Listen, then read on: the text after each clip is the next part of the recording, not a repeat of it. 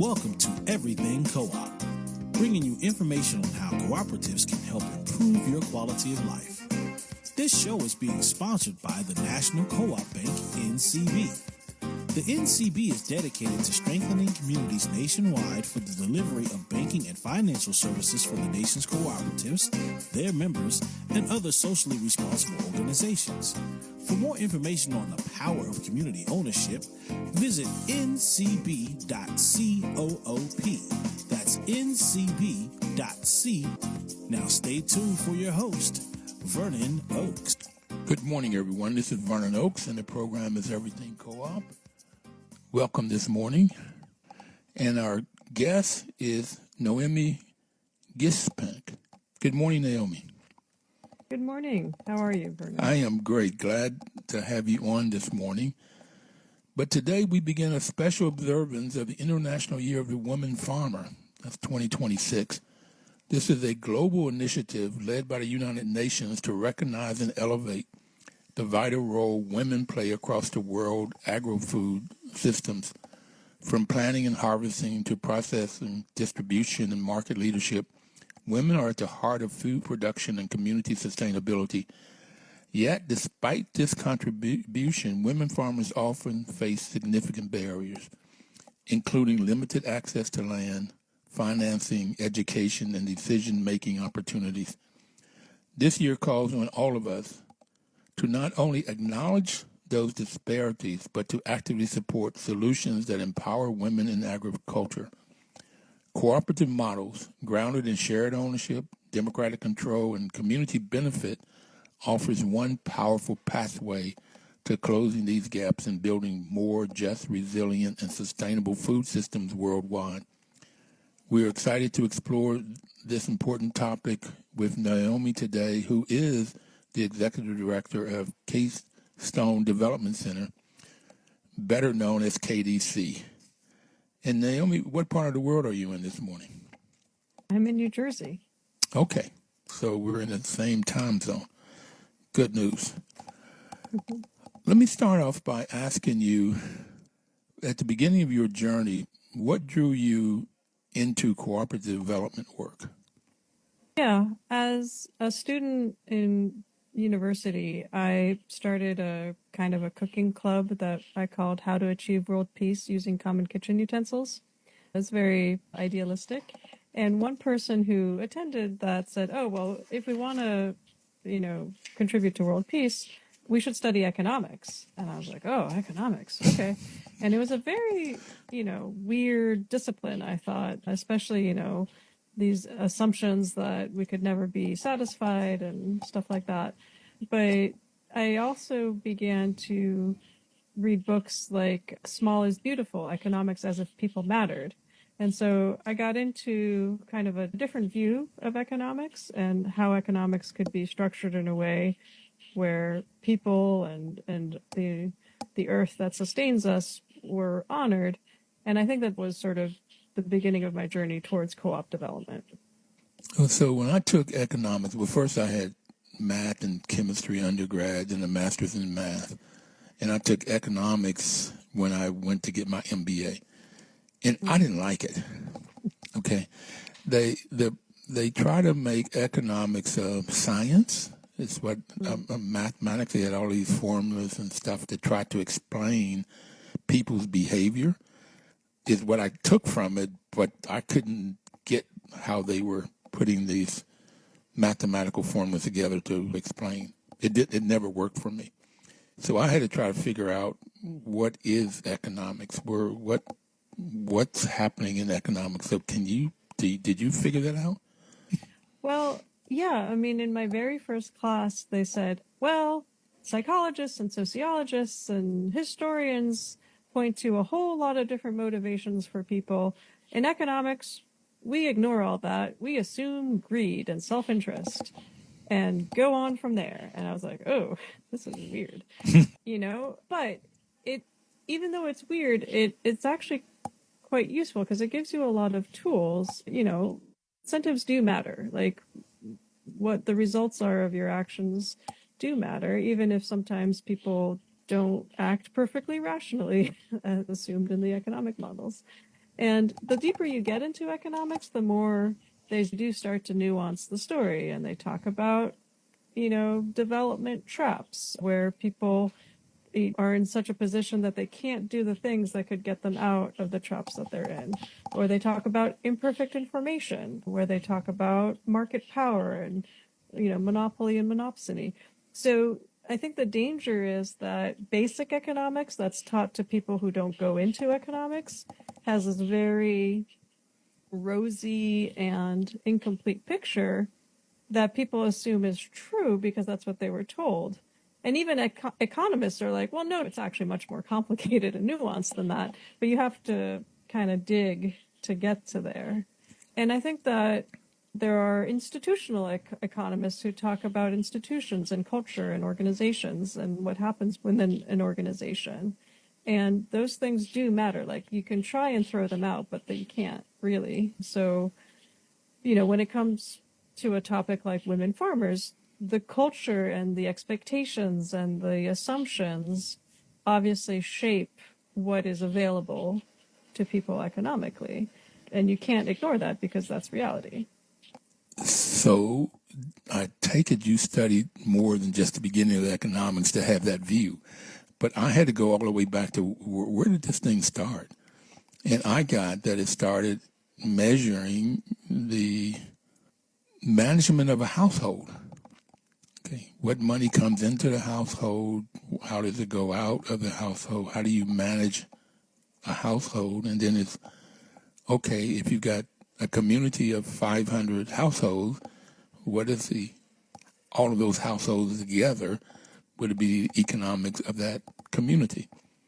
And then you get into the nation or a state, and you keep growing to see how money flows in these individual households, and then you get into the industry or how businesses work and don't work. So I think it just kept growing, and they try to make it more and more scientific, more and more mathematical. And that's what just didn't, with my math background, it just made no sense to me, what they were trying to do. I like what your world was in understanding and studying of economics and looking at the broader, starting off with greed and self-interest. And I don't see, when you look at a household, I don't see where greed and self-interest is necessarily bad, because you have to manage the household and the family and the children and all of that. Greed only becomes bad when you begin to want to take other people's stuff. Okay. But did you study, like get a degree in economics or something? Or did you study economics? Yes, I do have a degree, a bachelor's degree in economics. Yeah. Okay, so you're much smarter about this than I am, but okay, that's cool. That's good.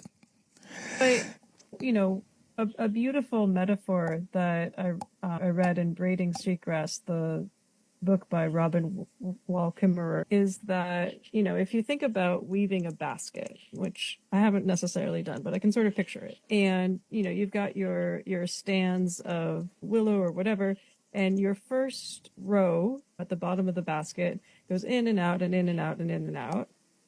And that's okay. But then your second row, when you're trying to kind of go the other way, now you're straining against the first row, and you have to go and in and out and in, and it's like, the strain. And it's not until you get to the third row where you kind of go back again that you kind of have everything lined up. And now that you have your third row in and out and in and out, you can sort of do the rest of the basket, and the whole thing stands up. And she used that story, that metaphor, to talk about how the first row is our natural environment. It's the earth that we live on, that we're part of.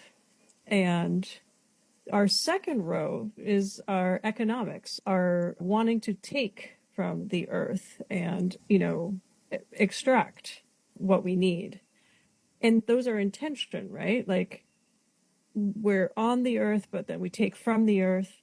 And then the third row is what she deemed our culture and our values and our assumptions about what is good and right.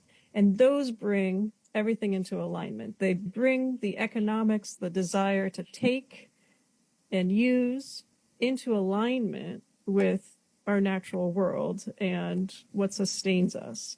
And I find that to be a very beautiful metaphor. Of course, everybody wants to take, right? We need things. We got to use things. But in order for that to be sustainable and to be something that we can build on, we need a culture that enforces certain values and certain assumptions and a story, a narrative about who we are in relation to the earth that keeps us in alignment and not, taking more than we really can over the long term. And scarring the earth. Yeah. By taking, not putting back. Which we found out in history, whether the Great Depression, it was just taking, and not putting anything back into the earth. And got the dust bowls. So what drew you to KDC? Well, I know KDC has a long history of doing cooperative development in the Mid-Atlantic, which includes the state where I live, New Jersey. And, I had this experience with CDI, and I took a little break, and I wanted to continue to be involved in cooperative development. And so I was very happy to join a group of fantastic cooperators. The staff and the board of KDC are all wonderful people who are doing really good work, and it's a joy to work with them. So for somebody that's listening who've never heard of cooperatives, can you describe what cooperatives look like in real life? Sure. So cooperatives are businesses, enterprises that serve the members and that the members own and democratically control. That's the simplest definition of cooperative. And they can look so many different ways. It could be a worker co-op in which the business is owned by the employees. It could be a producer co-op in which people sort of independently produce certain things.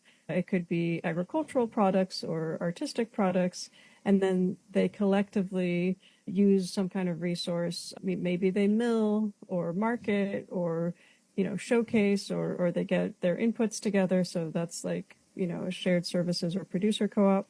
It could be a group of residents who own a housing co-op or people who bank together, like a credit union is a financial cooperative. Those are consumer co-ops.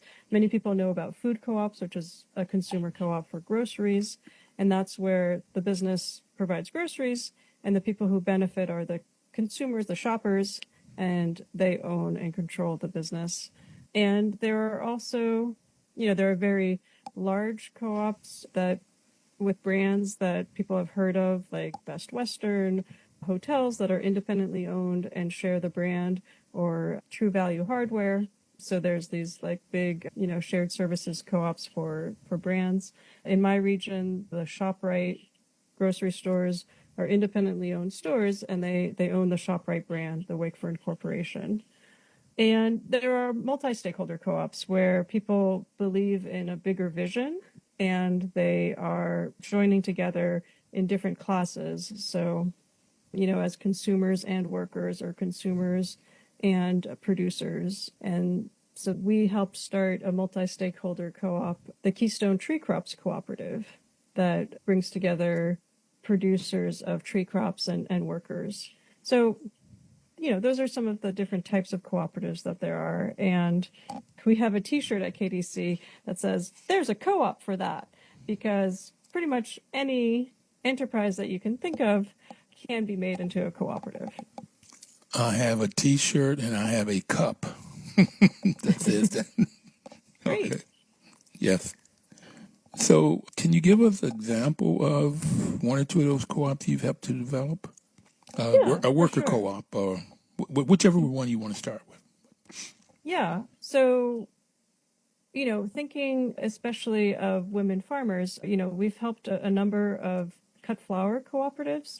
So the Chesapeake Flower Exchange and Jersey Cut Flowers are two, I think those are two co-ops that got started in our region that we worked with. And so these are independent, mostly women farmers who grow flowers, and they got together to be able to more easily market their locally grown flowers, and there's others that are getting together now.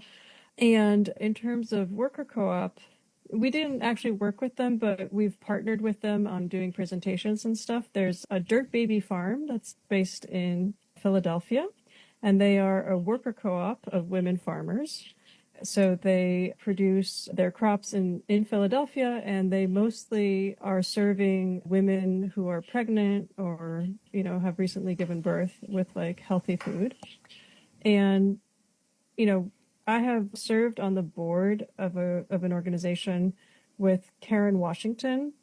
So she's a big proponent of women farmers, Black women, urban farmers, cooperatives. She's the founder of Black Urban Gardeners Bugs, and just a giant in the scene.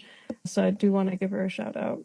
But there's many parts of agriculture. So, for example, Southern Exposure Seed Exchange, they are a seed company that's a cooperative, and they have a lot of women working there. So there's seeds. I just this morning saw a little thing when CDI, where I used to work, they helped a nursery, O'Donnell's Nursery in Maine, turn into an employee-owned cooperative.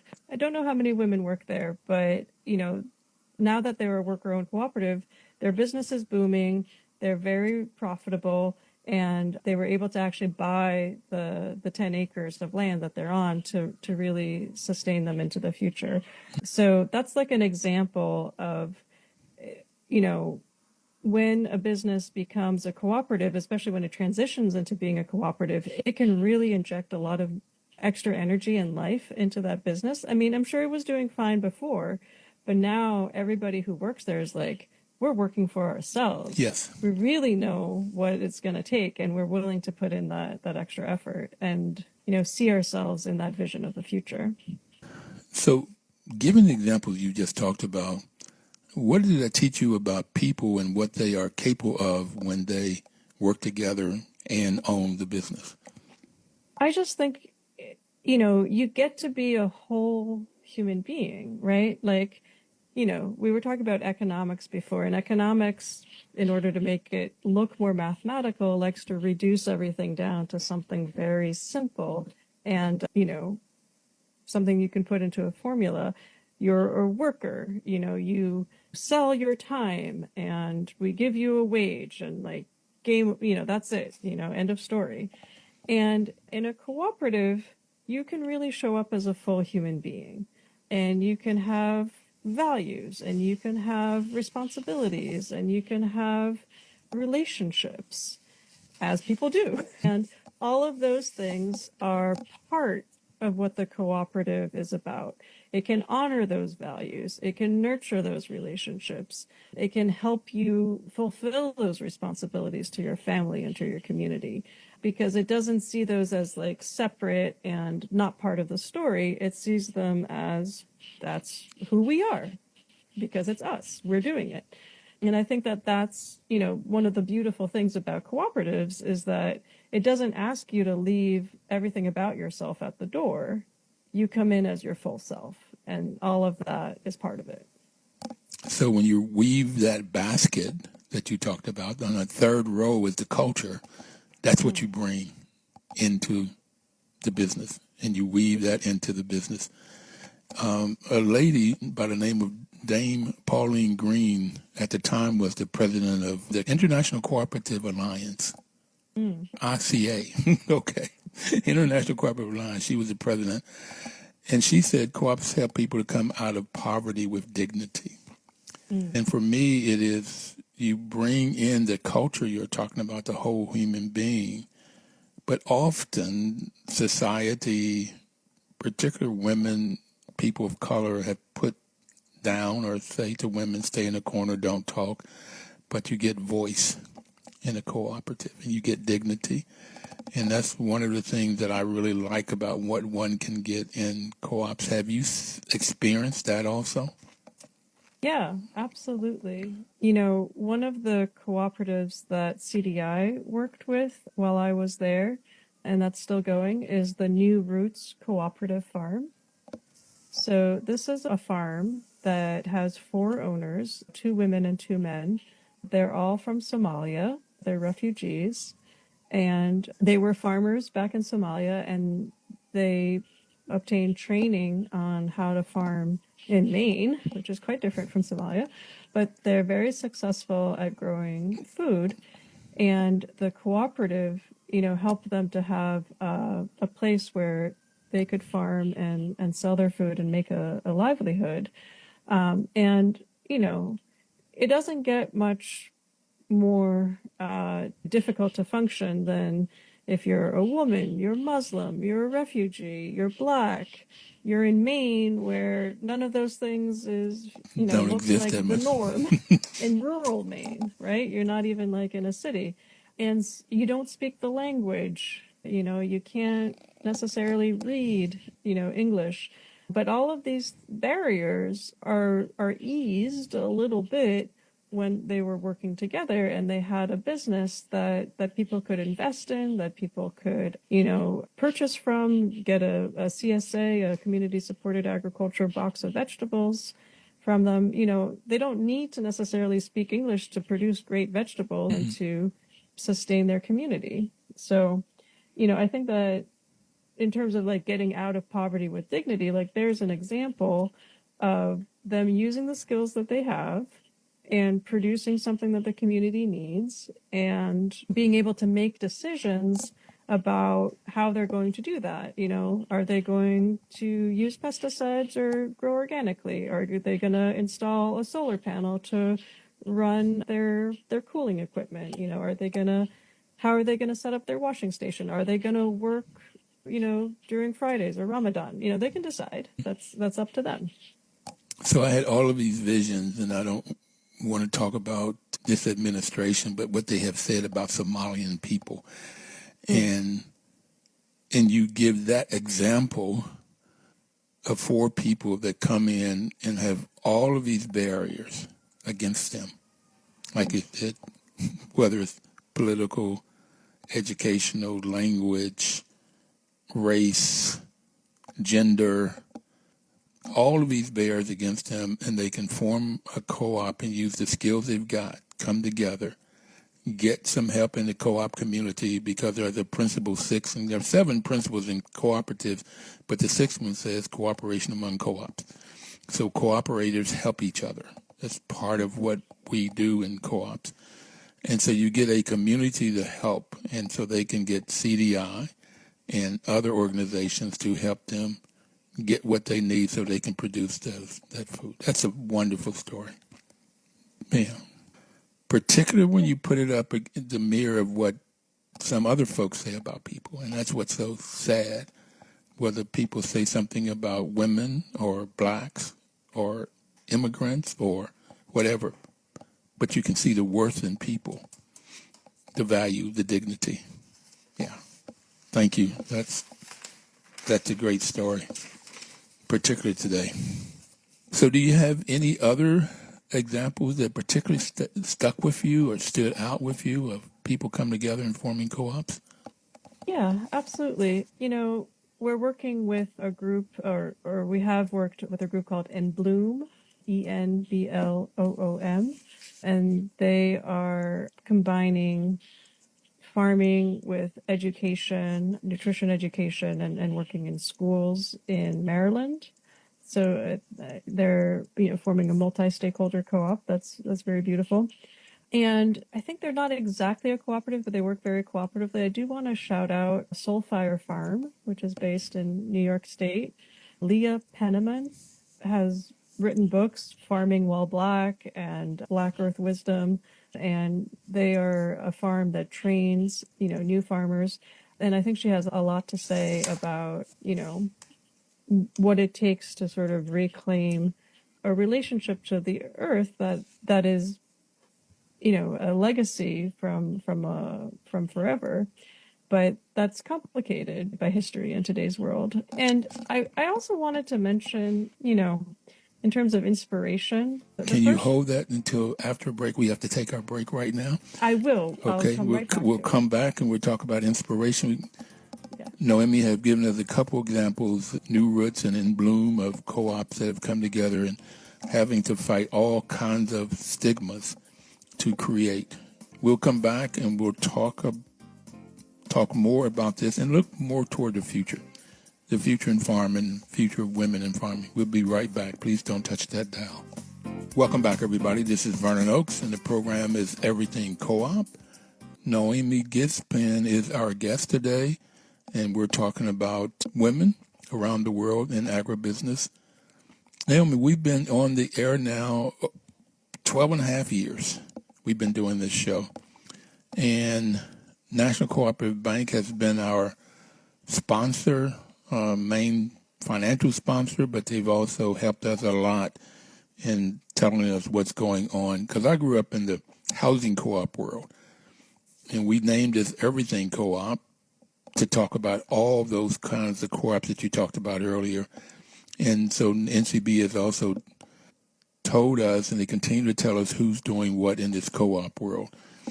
I mean, you talked about New Roots and In Bloom and Soul Fire Farms as examples, and maybe all of those or some of those I would like to get on this show. But NCB's main mission is to support co-ops and their members by providing innovative financial services. So at KDC or CDI, Naomi, have you worked with them? Noémi, have you worked with NCB? Oh, for sure. NCB was one of the lenders to the first big conversion to employee ownership project that CDI worked on, the Island Employee Co-op. So, they were a very important lender within that project. And now that I'm at KDC, we opened 2 bank accounts, one for ourselves and one for our fiscally sponsored projects at National Cooperative Bank.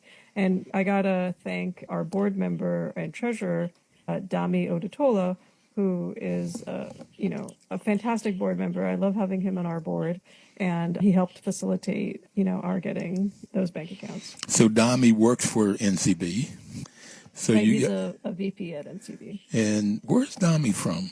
Do you know? He's from Nigeria. Okay. I was going to say that, but I wasn't. Okay. And so it's everybody out there, get a banker on your board, get a lawyer on your board, get a tax guy on your board. Many different people with many skills that you can get. It's great when you can get a banker, a particular banker that's mission is to do the same thing that you're doing. Their mission is to support co-ops. You're helping to develop co-ops. So your missions are right there. And Dami's great for this. Yeah, he's a great guy. And Chuck Snyder used to be the president. He's passed, but I kept asking him, how can you do this? Because most banks will only loan money to people if they already have collateral, because banks they're interested in getting their money back. Okay, and the way you make sure you get money back is if there's already collateral assets that somebody has before you loan them the money. That's why the term, it takes money to get money. The programs that they've loaned you money in, do people have a lot of assets? Well, I think this is another example of Principle 6.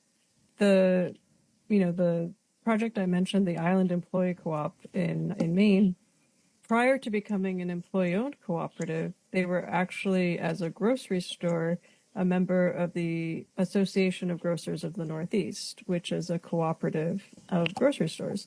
And so one of the benefits of that is that cooperative really wanted this member of theirs to succeed. And so they were able to be part of the lending in terms of like inventory and also, business advice and things like that. And so, where you don't have as much collateral, but you do have these relationships and this trust and the support from, other members of the cooperative community, that can, counterbalance the less collateral. So I think that's how that works. And I just want to add what I got from Chuck and now Casey Fannin, who is the president, is they look for those relationships because NCB is a co-op and they're trying to help co-ops and they're using the principles of how can you responsibly loan money to people who either have not had experience in borrowing and paying back, or they don't have the assets or whatever. How do you still get the loan done. And they look for ways. That's what I got from them they look for ways of how they can create the loan. Yeah. And I like your principle 6. I hadn't thought about it in that principle, but it's like, yeah, how do you help each other? So you talked about New Roots, In Bloom, Soul Fire Farms. Any other groups or anybody else you want to talk about, that particular women in this food agribusiness? Oh, for sure. So, when I was thinking about this, I thought of Fannie Lou Hamer, who I think she's being inducted sort of, into the Cooperative Hall of Fame as a unsung hero. But, she was a hero of the civil rights movement, and she was a farmer, and she understood that farming cooperatively would be beneficial to people and help them gain independence and the ability to have a livelihood. And I also want to shout out the first Black woman, I believe, who was elected to the Cooperative Hall of Fame is Shirley Sherrod. And, she, I think, was a farmer herself. She worked for the U.S. Department of Agriculture and sort of famously was fired, unjustly. And she won many rights for Black farmers in the U.S. And she also brought to the U.S. this concept of the community land trust, right? And the idea that one way to make land available and to preserve land, for the community is to put it into a land trust. So, that's one way that people can farm. They can have their own land, or they can have a relationship with a community land trust. And Shirley Sherrod was, one of those innovators who brought that to this country. So I've met Shirley Sherrod a couple times, and I went to Albany, Georgia, and spent 5 days with her there. Okay. And she's just a wealth of knowledge and just a kind human being. Unfortunately, her husband died since then. He was very ill. But Charles and Shirley went to Israel to learn about community land trust, and they brought that back, new community land trust. I think it was the first land trust in the U.S. And now they're all over the U.S. But they had a 5,000-acre farm, and it was taken by, it wasn't so much taken. They had borrowed money from Department of Ag, but Department of Ag had different ways of supporting farmers, that they supported white farmers but not black farmers. So what they did was they foreclosed on these 5,000 acres, sold what Shirley believed at the time was worth $5 million to a white farmer for $1 million, and he only had to put $50,000 down. So you get $50,000 down and you have a $5 million piece of land, 5,000 acres. That is terrible discrimination and supporting white folks and taking from blacks. So they did win a lawsuit, okay, and they end up with a farm now that's a little less than 1,400 acres, 1,400 acres, and they do walnuts and oranges, and they're doing other things. And you can contact her. I don't have her webpage right now, but they have like Airbnb there. I stayed in right on the lake. I was on the lake, and that's what I stayed in while I was there. Had a chance to go to lunch with her and walk the property and talk and just learn so much. Met her daughter and her granddaughter and then her mom. And she said she doesn't normally take you to meet her mom, but my mom had much more energy than Shirley did. Okay, she was maybe in her 90s at the time. That was maybe 5 years ago. It wasn't 4 or 5 years ago. I think it was. No, it wasn't that long. It was during COVID. But Shirley's just a phenomenal woman. And I never met Fannie Lou Hamer, but I just know when she stood up and said, "I'm sick and tired of being sick and tired." Just wonderful people in this whole co-op world of how do we do this thing together. And when I was there, they had gotten a Winn-Dixie, an old Winn-Dixie store in Albany, and they were putting these different businesses in it, in a place where they could wash and package the vegetables of the different farmers. So they're all co-oping everything that they were doing. And they asked her to come back to the Department of Agriculture. They gave her our job offer, and she said, no, thank you. And I don't know how she could have, she said so busy. So, yeah, those are two great ones. Thank you. Any others? Anybody else or any other organizations? Well, I mentioned Soulfire Farm, and one thing that I wanted to mention about them is that they helped to start the Northeast Farmers of Color Land Trust. So we were just talking about community land trust that Shirley Sherrod helped bring to the U.S., and this is one that got started, more recently, and it's trying to combat that loss of land by Black farmers that is so dramatic in this country, and helping younger Black and other farmers of color actually get access to land. So that's something that people can support. What's the name of that group again? It's called the Northeast Farmers of Color Land Trust. So the website is nefoclandtrust.org. NEFOC landtrust.org. I don't know if I have my numbers right because I'm going on memory. That's not always good. But like in 1910, Black farmers had 30 million acres of land. And today it's like 2.5 million acres of land. And, some people left south and went north in the great migrations or west. But too often, like that example with Shirley Sherrod, them losing 5,000 acres, too often it was taken from the Blacks by whites, for whites, and not wanting to see us with the land. The land is so important, so absolutely important. Yeah.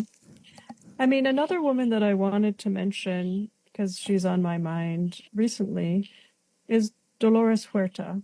And Dolores Huerta is, most of my examples have been in the Northeast or the East Coast because, that's where I live and work. But Dolores Huerta is a giant of the Latino civil rights movement. She helped to found the United Farm Workers with another great leader, Cesar Chavez, who, it turns out, unfortunately, had a darker side. And, Dolores Huerta revealed recently that she was sexually assaulted by Cesar Chavez, her co-organizer, a couple of times. And, I mean, I bring this up not as, we have to be embarrassed about that or something, but when you ask about, what are the barriers that women face or that women farmers face, unfortunately, sexual harassment, sexual assault is one of those barriers, right?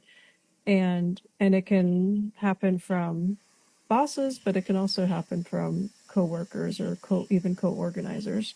And, when we talk about women farmers and honoring them, it's unfortunate that we even have to have a year to call out this, this pillar of human existence. Women have been farming since there's been farming. But, unfortunately, that way of looking at people, like some people matter and other people matter less, affects all of us. And women who are farming have to deal with, the effects of that mindset, which unfortunately sometimes leads to violence. That's the darker side of humanity, not just Cesar Chavez, but all the kinds of things that we have to watch out for. And sexual assault is one of those. Yeah, it's unfortunate, but women have carried that blunt since the beginning of time also. And it'd be nice when women don't have to. And I don't know what we'd have to put up. But Pat Thornton, our producer, just sent me a text that Broad Institute mission is to develop more accessible and community-oriented food systems while increasing opportunities for historically underserved families and farms and building a sustainable movement towards a more just society. And moving toward a more just society is for whatever reason that some people are cared for and some people are not cared for or cared for less, as you said it, but how do we get a more just society? Yeah. So I'm coming back this week from a retreat that focused on cooperative repair. And I want to thank the organizer of that retreat, Kim Poole, of the Teaching Artist Institute, which is a cultural cooperative. They work with artists and artisans in the U.S. and also in several countries in Africa and the Caribbean. And she's developed a framework that sort of situates conflict transformation within a larger framework of cultural reparations. And, when we say, how do we get to a just society? I think we can work on the micro level where we have the most impact, but we can, think globally, act locally. We can really think about, what has happened in our world. And what has happened is that the separation of people from nature, what we were talking about with the basket, has really thrown things askew. We've really gone off the rails. And it's that separation that allows for a feeling of hierarchy and dominance. And it can show up as, men over women, a father figure over the rest of the family, a boss over workers. It has shown up, of course, in racism and, European descended people over African and African descended people. It can show up in terms of class. There's so many ways that this hierarchy can show up. And everywhere that it shows up, of course, it harms the people that get shoved to the bottom, but it also harms the people who are disconnected from their full humanity. And so when you talk about a just society and about repair, there's many forms that repair can take. And one of the beautiful aspects of the way that Kim presented cooperative repair is it goes from through justice to joy. And, I really think that when we repair, when we try and restore what was stolen, when we try to compensate for those lost opportunities, when we contribute to healing, rehabilitation, empowerment, when we acknowledge, just in memory and in narrative what happened, that it becomes a true and accepted part of the story. And when we get to the part where we can regenerate and think about what can grow anew out of this rupture, I don't think any of that was justified, but I do think that sometimes when we experience a challenge, it's an opportunity for growth, and it can lead to something even better and more beautiful out of that pain. So that's the work that we're trying to do. Justice to joy. I love it. So how have you seen that work in this whole cooperative model, particularly for women, to go from justice to joy? Yeah. Well, I think that it can certainly look a lot of different ways, but I think, I'm thinking about women who are growing the kinds of plants that can be used to make fabrics and dyes. We helped start the Philly Dye Co-op, and it's a group of women artisans that are using natural dyes to dye fabric. It's when culture really supports and is part of the cooperative.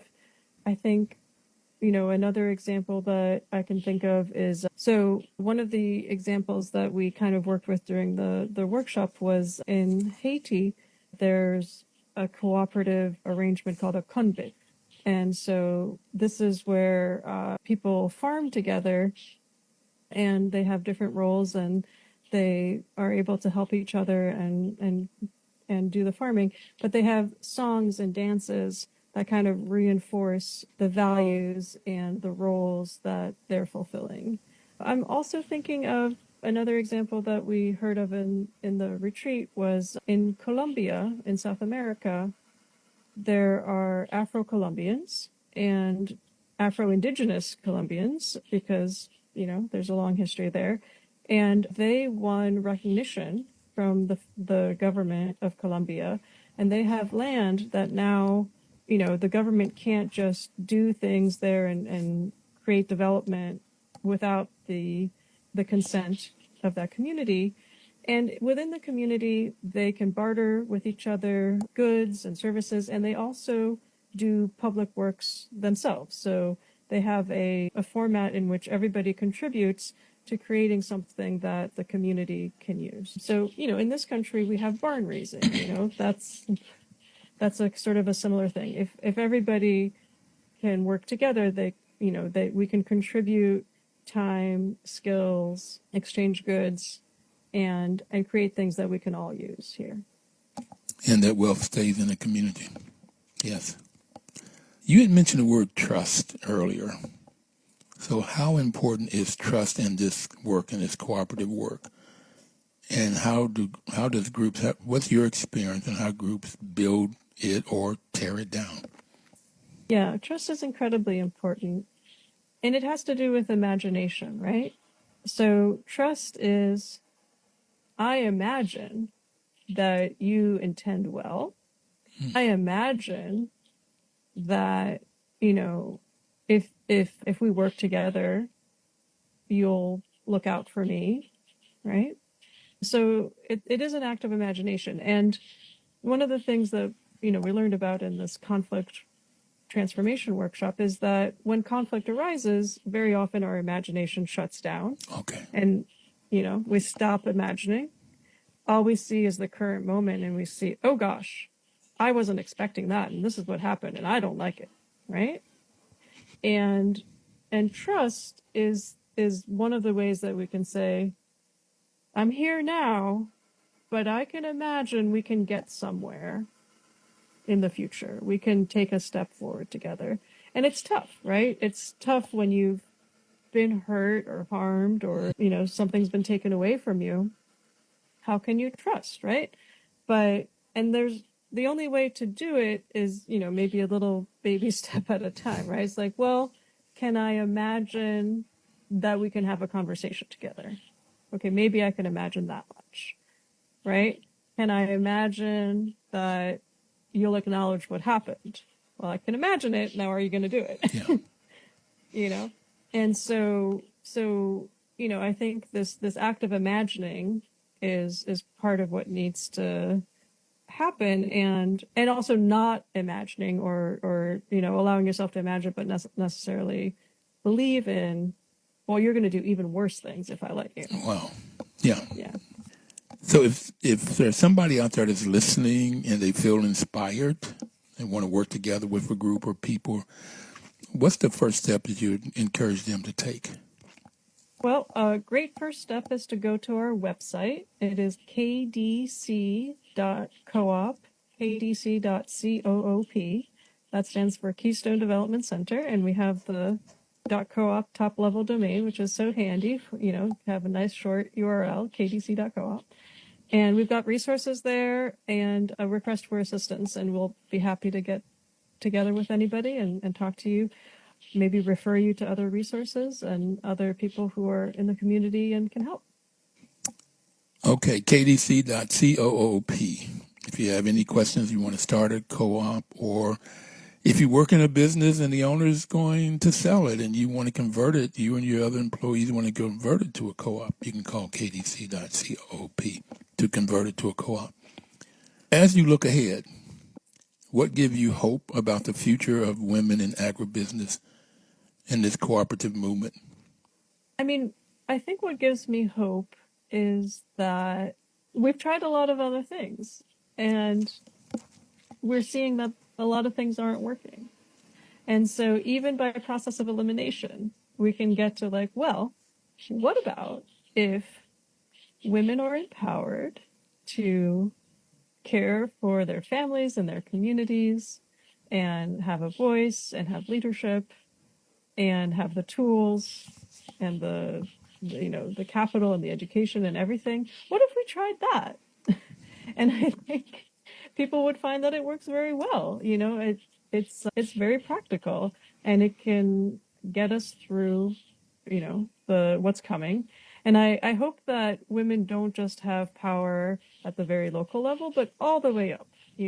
I want women to have power in local, in state, in regional, in national, in international forums. And of course, that's not true of all women, but I think that a lot of women and a lot of people generally, they do want what is best for all of us, and they do want we do want what will sustain life. Yes. And so all we got to do is listen, go along with it. It'll work out. So if you want to get started, go to kdc.coop, and we'll see you next Thursday. We ask you to please live cooperatively.